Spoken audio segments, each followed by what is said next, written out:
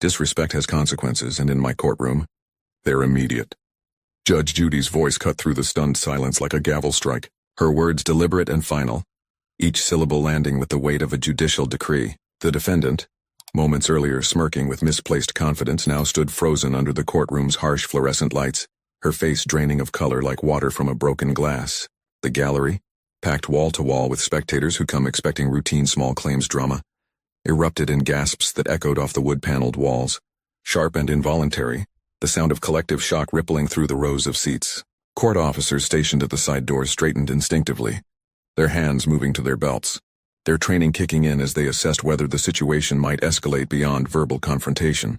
The bailiff, Petrie Hawkins Byrd, his face a mask of professional composure honed over decades at Judge Judy's side, allowed himself the slightest knowing glance toward the bench, a flicker of recognition that this moment would be replayed millions of times across social media.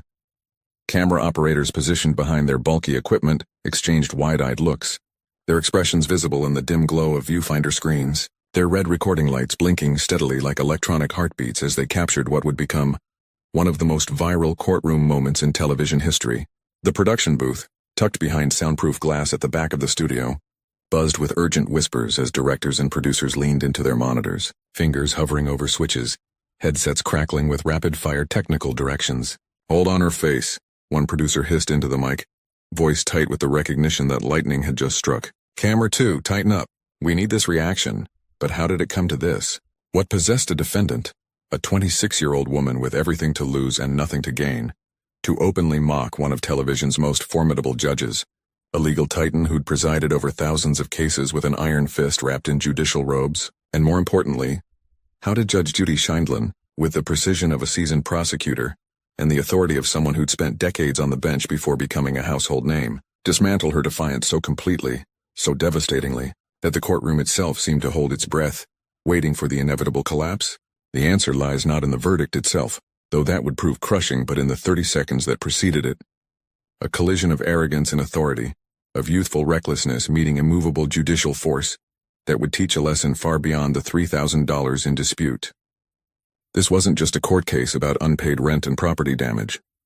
It was a masterclass in consequences, delivered with surgical precision under the unforgiving glare of courtroom cameras that missed nothing, forgot nothing, and broadcast everything to an audience hungry for justice.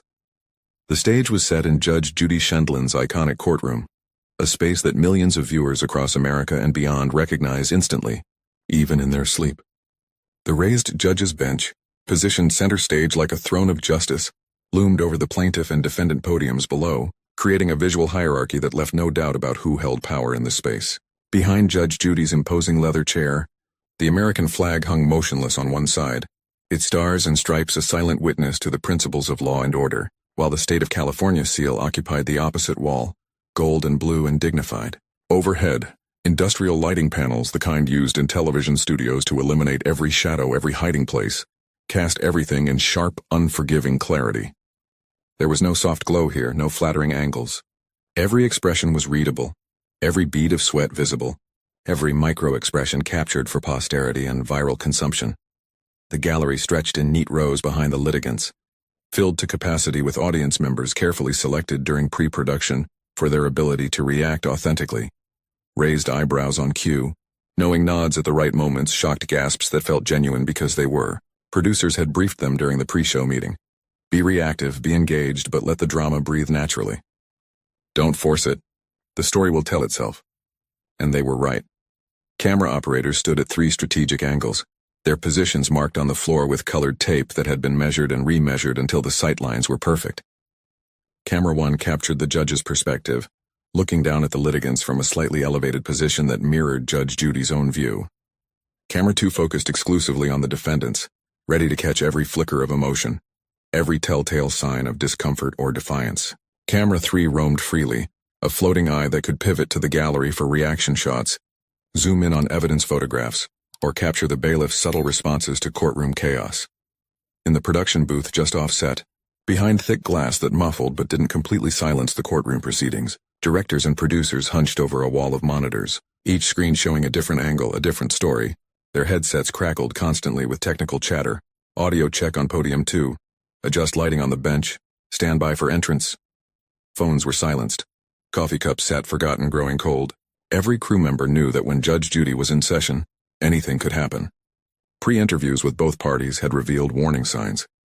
A defendant with an attitude problem the size of California, and a judge who had zero patience for disrespect, who'd built her entire brand on holding people accountable for their choices. The crew sensed this wouldn't be routine. Positions were checked. Equipment tested. The countdown began. At the plaintiff's podium stood Marcus Chen, a 47-year-old landlord from Burbank, his navy suit pressed to crisp perfection, his silk tie knotted with the kind of precision that suggested he'd watched YouTube tutorials multiple times before getting it right. His documents were organized in a leather folder, the expensive kind with brass corners that gleamed under the studio lights, tabs color-coded, pages laminated, everything arranged in chronological order like evidence at a murder trial. He'd appeared nervous during pre-production briefings earlier that morning, repeatedly asking production assistants what to expect, how to address the judge, whether he should bring extra copies of his photographs. "Just be honest and let Judge Judy guide you," they'd told him, offering reassuring smiles that didn't quite reach their eyes because they knew what was coming. His claim was straightforward, almost boring in its simplicity. $3,000 in unpaid rent and property damage from a tenant who'd broken her lease early, disappearing into the night and leaving destruction in her wake. Marcus had receipts, photographs, email chains, text message screenshots, everything a responsible landlord should have. He'd done his homework. During check-in, production staff had reviewed his evidence and nodded approvingly.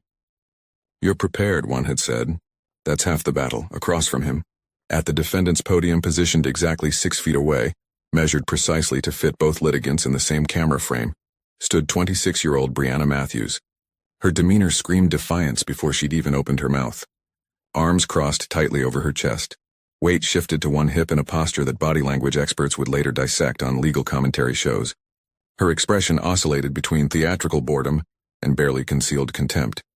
She wore ripped jeans to court, not the fashionable kind with strategic tiers, but legitimately damaged denim that looked like it had survived a bar fight, and a graphic tee with faded lettering that the wardrobe department had flagged during check-in but ultimately allowed because, as one producer noted, it tells the story before she says a word.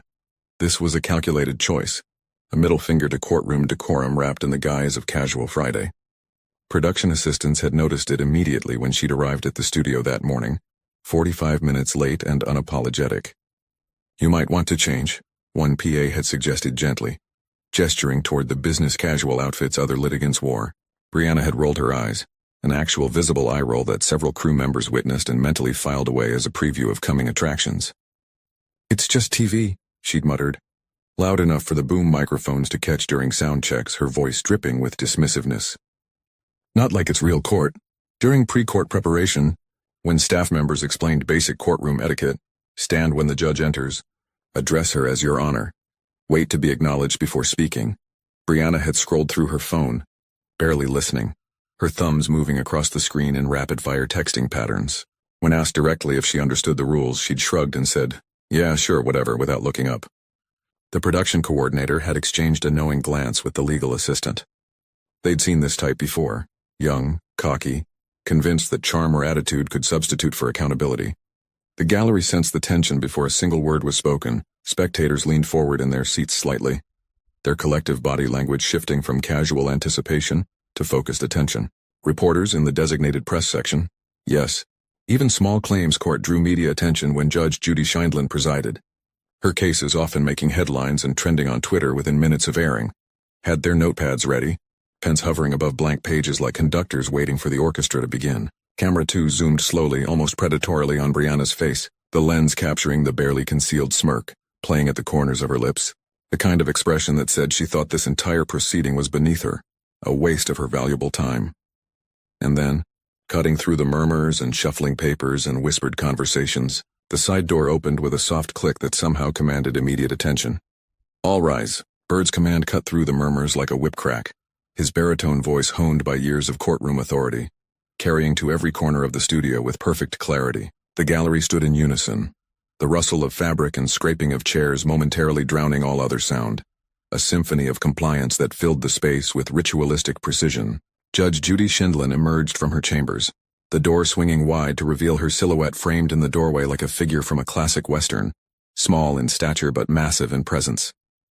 Her black robe flowed behind her as she moved, the fabric catching the air with each purposeful step.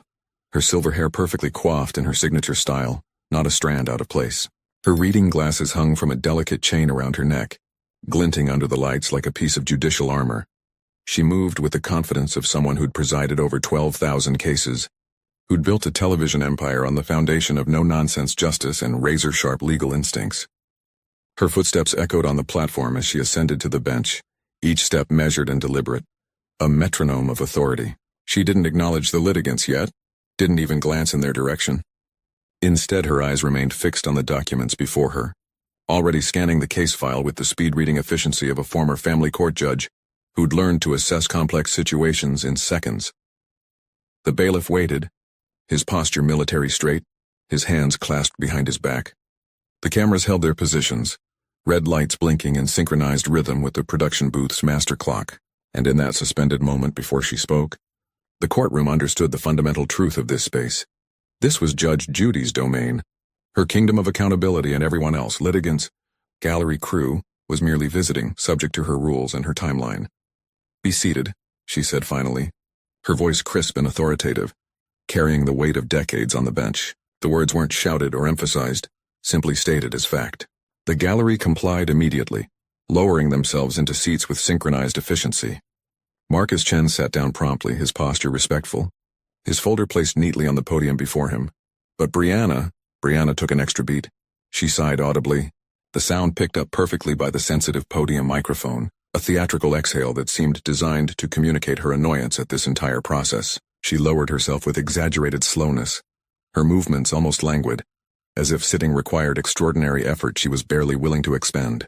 Camera 3 caught it perfectly, the delayed compliance, the visible reluctance, the body language that screamed disrespect. The production booth noted it, one producer whispering into her headset, "Did you see that? She's already starting." The director nodded, adjusting camera angles to ensure they wouldn't miss a moment of what was clearly going to be a confrontation. Judge Judy's eyes, sharp, dark, missing nothing, flicked up from her papers just long enough to register the disrespect. Her expression didn't change. She didn't scold or comment. She simply noted it, filing it away in the mental ledger she kept on every person who entered her courtroom.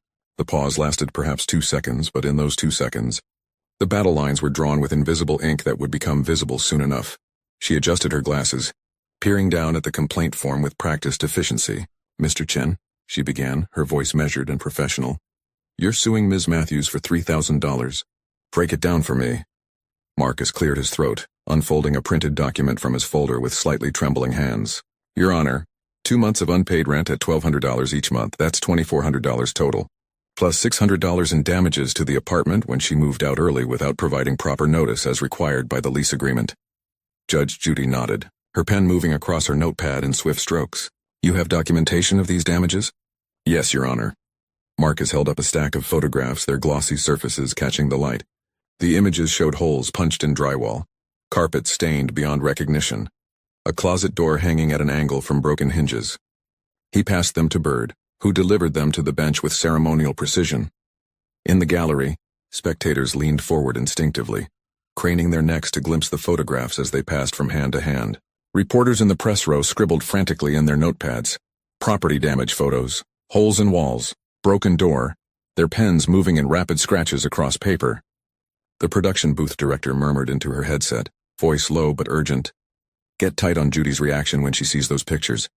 Camera 1 close-up on her face. Judge Judy studied the photographs with the methodical attention of someone who'd seen thousands of similar cases, her eyes moving from image to image, her expression darkening incrementally with each new piece of evidence. She lingered on one particular photo, a fist-sized hole in the drywall that went clear through to the wooden studs behind it.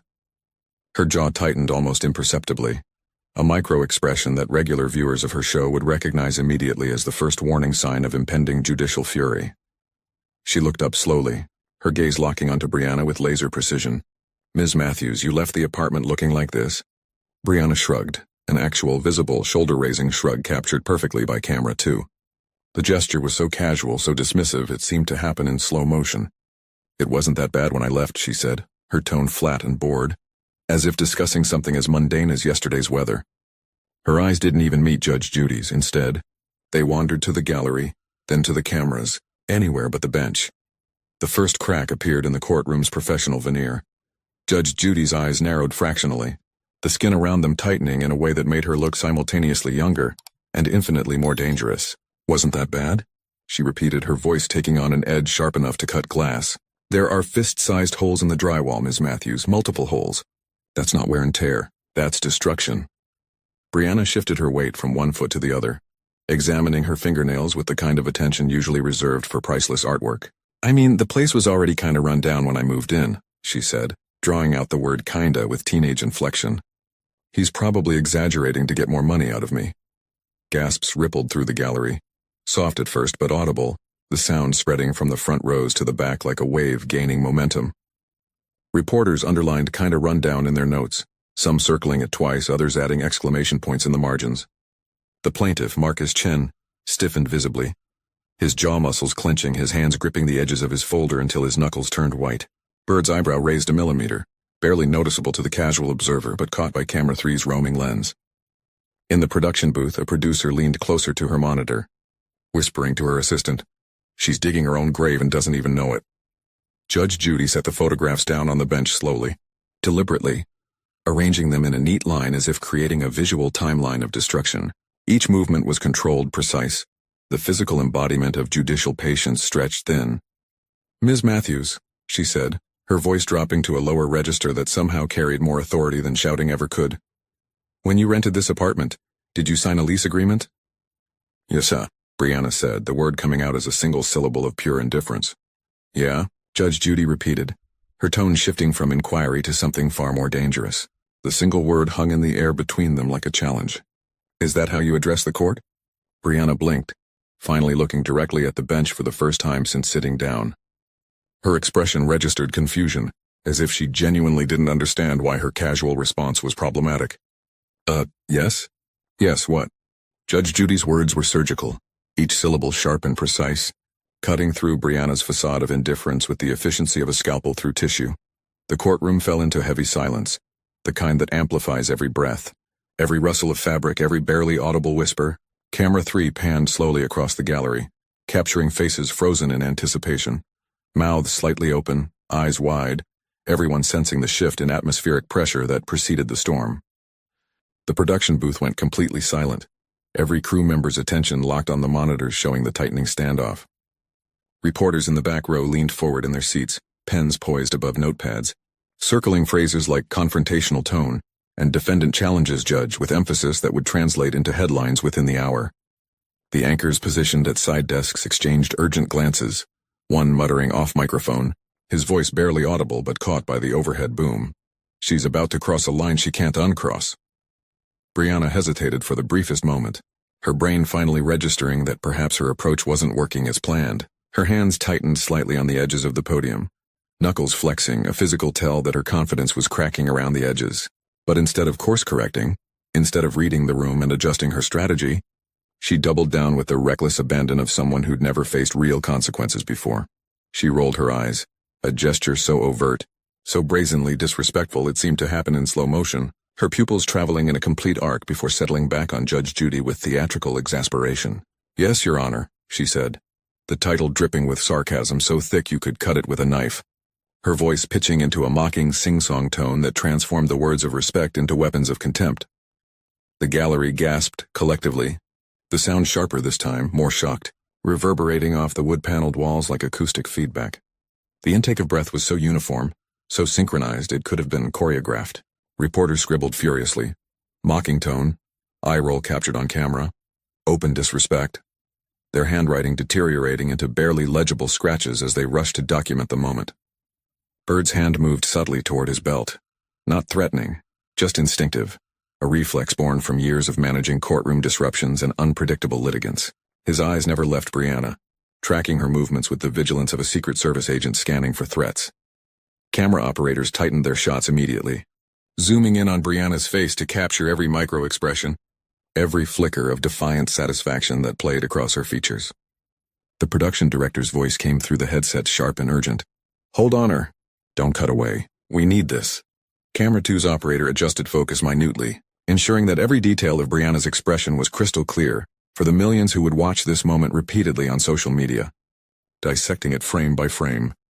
Judge Judy placed both hands flat on the bench in front of her, her palms pressing against the polished wood with controlled force. Her posture shifted visibly, spine straightening, shoulders squaring, her entire physical presence expanding to fill the space. The transformation was subtle but unmistakable. She'd moved from judicial inquiry mode into absolute authority mode. The version of herself that had made hardened criminals in family court think twice about their life choices. The temperature in the courtroom seemed to drop 10 degrees. "Let me make something crystal clear to you, Ms. Matthews," Judge Judy began, her voice low but carrying to every corner of the studio with perfect clarity, each word enunciated with the precision of someone who understood the power of language. "This is not your living room. This is not a social media comment section. This is not a joke you can laugh off with your friends later. This is a court of law, and I am the judge presiding over it. When you address me, you do so with respect. Genuine respect, not the performance you just gave." "Am I understood?" Brianna's smirk faltered for a fraction of a second, a hairline crack appearing in her armor of arrogance. Her eyes darted briefly to the gallery, perhaps seeking allies or support, finding instead rows of faces staring back with expressions ranging from shock to secondhand embarrassment. The courtroom audience had stopped being neutral observers and had become invested witnesses to a train wreck unfolding in real time. But arrogance, once committed to, is hard to abandon without admitting error, and Brianna clearly wasn't ready for that kind of self-awareness. She tilted her head to one side, her expression shifting into faux innocence that wouldn't have convinced a kindergarten teacher. "I said Your Honor, didn't I?" The words came out with just enough edge to make clear she was still testing boundaries, still pushing, still convinced she could somehow win this confrontation through sheer audacity. The statement hung in the air like a lit match near gasoline. The gallery erupted in whispers, urgent, scandalized murmurs that rippled through the rows like wildfire spreading through dry grass. The sound grew louder, building into a low roar of disbelief that forced the bailiff to raise his hand in a calming gesture, his expression still neutral, but his eyes flashing a warning. "Order," Byrd said quietly, his voice somehow cutting through the noise without volume, just authority. The whispers died down to barely audible murmurs, but the energy remained, crackling in the air like static electricity before a lightning strike. Reporters scribbled with renewed frenzy, their notepads filling with phrases like, "Defendant openly mocks judge," "Confrontation reaching critical point," and "Defiance on live television." Each word underlined multiple times, some circled with arrows pointing to margins filled with additional commentary. One legal correspondent in the third row was already typing on his phone with his thumb, drafting a tweet that would go live the moment the episode aired. "Watching defendant commit professional suicide in Judge Judy's courtroom. This won't end well." In the production booth, the director leaned so far forward her nose nearly touched the monitor array, her breath fogging the glass slightly. She whispered into her headset, voice tight with the recognition that they were witnessing television gold, the kind of moment that would be clipped, shared, memed, and discussed for years. "Stay on, Judy. Whatever happens next, do not cut away. I don't care if the building catches fire, we stay on this shot." Marcus Chen. The plaintiff stood frozen at his podium, his eyes darting between Brianna and Judge Judy like a spectator at a tennis match. Except this wasn't a game, this was a demolition in progress. His expression mixed vindication with genuine concern, as if he was simultaneously grateful that Brianna was proving his case about her character, while also worried that he might somehow get caught in the blast radius of whatever explosion was coming. "Judge." Judy removed her glasses with agonizing slowness, each movement deliberate and measured, the kind of theatrical precision that comes from decades of understanding human psychology. She folded them with meticulous care, the metal hinges clicking softly in the sudden silence, and set them on the bench directly in front of her. The gesture was simple, but it carried profound meaning to anyone who'd watched her show before. This was the signal that patience had expired, that the educational portion of the program was about to begin. "Ms. Matthews," she said, her voice now completely devoid of warmth, stripped down to pure judicial authority. "Do you think mocking me is going to help your case?" Brianna, emboldened by her own recklessness, by the false confidence that comes from never having truly faced consequences, shrugged again, the third time in less than 5 minutes. "I'm just saying what you want to hear, Your Honor." She drew out the last two words again, elongating them theatrically, her tone dripping with the kind of sarcasm that teenagers use when forced to apologize for things they're not sorry about. Gasps detonated across the courtroom like a string of firecrackers, the sound sharp and involuntary, reverberating off every surface. The reaction was louder this time, more visceral, spectators physically recoiling in their seats as if Brianna had just slapped someone. Several audience members covered their mouths with their hands, eyes wide with shock. One woman in the front row actually whispered, "Oh my God," loud enough for the microphones to pick up. her voice trembling with second-hand embarrassment. Camera 3 captured it all. The wave of shocked faces, the shaking heads, the expressions that ranged from disbelief to outright horror. Reporters' pens flew across pages, some abandoning coherent notes entirely in favor of shorthand symbols and exclamation points. The press section buzzed with barely suppressed activity, phones lighting up as journalists sent messages to their editors. "You need to see this episode. Trust me." Byrd's expression remained professionally neutral, but his eyes tracked Brianna with laser focus, his posture shifting almost imperceptibly into a ready stance, the subtle body language of someone prepared to intervene if verbal confrontation escalated into something more. His decades of courtroom experience had taught him to recognize the moment when a situation could tip from theatrical to dangerous. And while this hadn't crossed that threshold yet, it was approaching the edge. Judge Judy stood. The simple act of rising from her chair transformed the entire dynamic of the courtroom. She wasn't tall, barely 5 feet 1 inch in her judicial robes, but her presence expanded to fill the space like a physical force, like gravity intensifying until everyone felt the weight pressing down on them. The cameras scrambled slightly to adjust angles, operators pivoting their equipment to capture her full standing height, framing her against the American flag and California seal behind her. When Judge Judy descended from the bench, a rare move that production teams would later flag in their notes as unprecedented in recent episodes, the entire courtroom seemed to contract, the walls closing in as she walked slowly, deliberately toward Brianna's podium. Each footstep echoed in the absolute silence that had fallen over the studio, the sound of her sensible court shoes against the polished floor marking time like a countdown to detonation. Camera operators scrambled to track her movement, their equipment pivoting smoothly on professional tripods, lenses adjusting focus as she crossed the space between judicial authority and defiant defendant. The production director abandoned whispering entirely, her voice coming through headsets in urgent staccato bursts. "Follow her. Get the defendant's face. Split screen if you can. This is gold, absolute gold."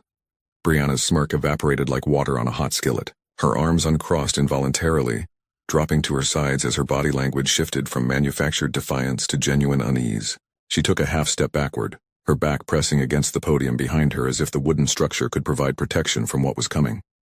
Her eyes darted desperately to the gallery, seeking allies in the sea of faces, finding instead rows of spectators leaning forward with expressions that ranged from anticipation to grim satisfaction. No one was coming to her rescue. She was alone on an island of her own making. Judge Judy stopped 3 feet from Brianna's podium, close enough to be intimate, far enough to maintain judicial propriety. She folded her hands in front of her, the gesture almost conversational, as if they were simply two people having a discussion rather than judge and defendant in a legal proceeding being broadcast to millions. "Let me tell you what I want to hear," Judge Judy said, her tone deceptively mild, the calm before the hurricane. "I want to hear accountability. I want to hear responsibility. I want to hear someone who understands that actions have consequences, and that a lease agreement is a binding legal contract, not a suggestion you can ignore when it becomes inconvenient." She paused, letting the words settle like sediment in water. "What I don't want to hear is a 26-year-old child who thinks sarcasm is a substitute for a defense strategy and that eye-rolling is an acceptable response to legitimate questions about property. Destruction." Gasps rippled through the courtroom again, softer this time but pervasive, spreading through the gallery like wind through wheat fields. Reporters underlined 26-year-old child in their notepads with multiple emphatic strokes, some adding stars in the margins, others drawing arrows to connect the phrase with earlier quotes. Marcus Chen, still frozen at his podium, allowed himself the smallest smile of vindication, a barely perceptible upturn at the corners of his mouth quickly suppressed but captured perfectly by camera one's roaming lens. The audience members in the front rows exchanged knowing glances, nodding slightly to each other with expressions that said they'd seen this coming from the moment Brianna walked in, wearing ripped jeans and attitude. Several spectators had their phones out despite pre-show instructions to keep them silenced and hidden, unable to resist capturing even a few seconds of this confrontation for their own social media feeds later. Brianna opened her mouth to respond, her lips parting, vocal cords preparing to form words that would likely dig her hole even deeper. But Judge Judy raised a single finger, just one, index finger extended while the others remained folded against her palm. A gesture so commanding, so absolute in its authority, that it stopped the words before they could emerge. The power of that single raised finger was remarkable, freezing Brianna mid-breath like a pause button pressed on reality itself. "I'm not finished," Judge Judy said, her voice quiet but carrying the weight of finality. She turned, walking back toward the bench with the same measured pace, her robe swaying gently with each step. She ascended the steps to her elevated position, reclaiming her throne of judgment, and settled into her chair with the satisfied posture of someone who had complete control of the narrative, and everyone in the room knew it. She picked up her glasses, unfolding them with the same deliberate slowness she'd used to remove them, and placed them on her nose, adjusting them minutely until they sat perfectly. Then she lifted the case file, flipping through pages with exaggerated leisure, reading passages that everyone knew she'd already memorized, letting the silence stretch until it became almost unbearable, a psychological technique perfected over thousands of cases. The courtroom waited. Spectators held their breath unconsciously. Reporters' pens hovered above paper, frozen mid-word. Camera 3 captured the audience. A tableau of suspended animation, every face turned toward the bench, every eye locked on Judge Judy's expressionless face as she read. The segment clock on the production booth wall ticked past 14 minutes, far longer than most cases ran, but nobody was calling cut. This was the kind of television that justified entire seasons, the moment that would be featured in promotional materials and best of compilations for years to come. Finally, after what felt like an eternity compressed into 30 seconds, Judge Judy looked up over the rim of her glasses, her gaze settling on Brianna with the precision of a targeting laser. "Ms. Matthews," Judge Judy began, her voice carrying the finality of a closing argument that had already won. "You owe Mr. Chen $2,400 in unpaid rent. That's not in dispute. Your lease agreement, which you signed willingly, confirms it. The question before this court was whether you also owe him $600 in damages. You claimed the apartment was run down when you moved in, that Mr. Chen is exaggerating to extract money from you."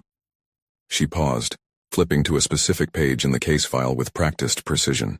"But you have no evidence to support that claim. No photographs from your move-in date. No emails documenting pre-existing damage. No witnesses who can corroborate your story. You have nothing but your word. The same word you've been using to mock this court for the past 15 minutes. The gallery murmured, a low rumble of agreement that Byrd didn't bother to quiet, because Judge Judy was building towards something, and interrupting that momentum would be like stopping a freight train mid-journey. Reporters scribbled no evidence to support claims with emphasis, their notepads filling rapidly with quotations and observations that would become articles and blog posts within hours of the episode airing. Judge Judy continued, her voice gaining strength and authority with each sentence. "Mr. Chen, on the other hand, has photographs from your move-in inspection showing pristine walls and clean carpets. He has documentation of every communication with you about the lease terms. He has repair estimates from contractors detailing the cost of fixing the damage you left behind." She set the folder down with a soft thud that somehow sounded like a gavel strike. "In short, Ms. Matthews, he came prepared. You came with attitude, and in my courtroom, preparation beats attitude every single time." Brianna's face had gone pale, the color draining from her cheeks like water circling a drain. Her hands gripped the podium so tightly her knuckles had turned bone-white, her fingernails pressing into the wood hard enough to leave small indentations. Her earlier smirk had vanished completely, replaced by an expression of dawning horror as she finally understood that this wasn't going her way, that her strategy of deflection and sarcasm had backfired spectacularly. "But before we get to the damages," Judge Judy said, leaning forward slightly, her eyes locked on Brianna's with unbreakable intensity, "let's address your behavior in this courtroom. You walked in here treating this proceeding like it was a joke, like appearing before a judge was some kind of inconvenience you had to tolerate. You rolled your eyes. You mocked me directly. You showed complete and utter disrespect for this process, and for the legal system it represents." The words fell like hammer blows, each one landing with devastating accuracy.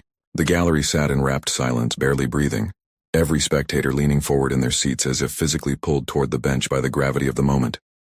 Camera 2 remained locked on Brianna's face, capturing every micro-expression, the trembling lower lip, the eyes beginning to glisten with unshed tears, the jaw clenching and unclenching as she fought to maintain some shred of composure.